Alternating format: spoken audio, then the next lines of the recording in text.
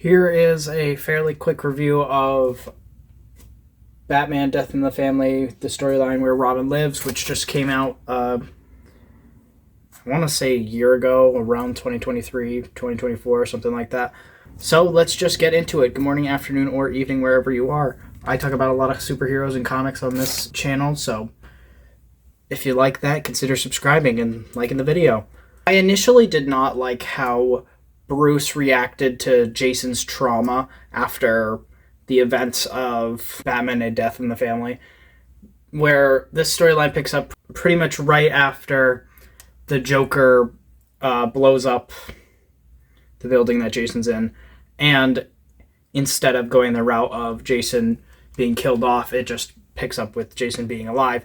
But I liked the relationship between Dick and Jason. It felt a lot like how they've portrayed that relationship before in comics, and the exploration of PTSD and trauma was done so well with Jason.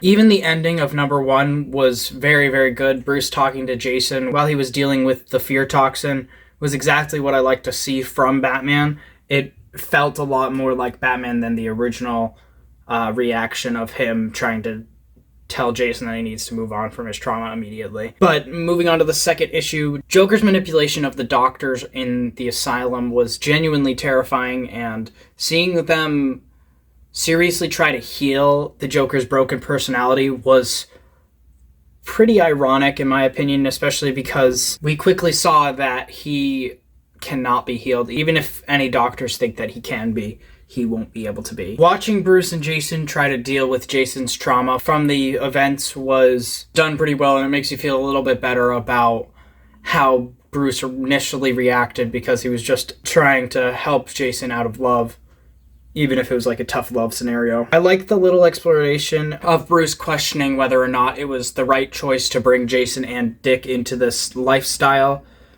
and I hoped that they would elaborate a little bit more on that as the story went on, and I was correct that they did.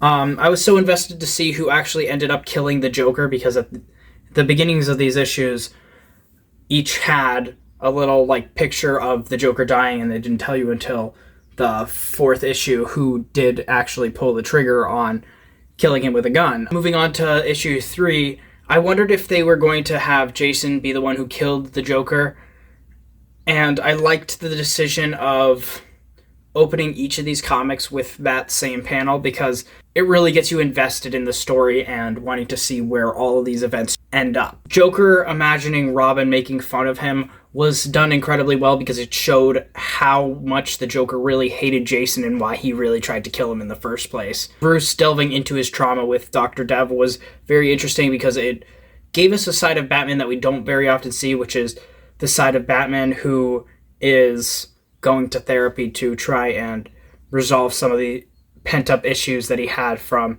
when he was way younger. Jason finally finding the Joker and just having so much trauma that he couldn't move was done so well, and it really showed how you could be frozen with fear when you're up against your biggest fear. In the last issue, they wrapped up the storyline pretty well, and it also left me with so many more questions. And it's very unfortunate that this storyline is completely separate from the main universe. I thought that Jason killing the Joker was very good, and I liked that we saw a real Bruce Wayne moment over Batman, where he and Dick were comforting Jason after Jason shot the Joker, telling him that it's okay, we still love you, and no matter what happens, you're still a part of our family. I thought that Bruce retiring was very nice. I liked thinking about the gentler Batman that we'll get from Nightwing, even though I'll prefer if Dick never takes up the role of Batman, because he makes his own name as Nightwing, and he doesn't really want to live in Batman's shadow. But Jason eventually becoming the Joker at the end, I kind of saw coming, but I didn't really think that they would go the route of doing that, because we've seen it before. But it just shows how some trauma cannot be healed, and it really shows how either way, whichever storyline that they're gonna go, Jason was almost inevitably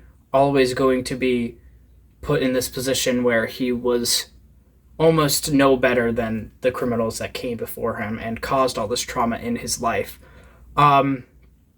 But with that being said, I hope you liked this review, and if you did, leave a comment down below and like the video, like I said before. You can check out all my other socials on the screen if you want to, or not. Have a great day. Okay, bye now.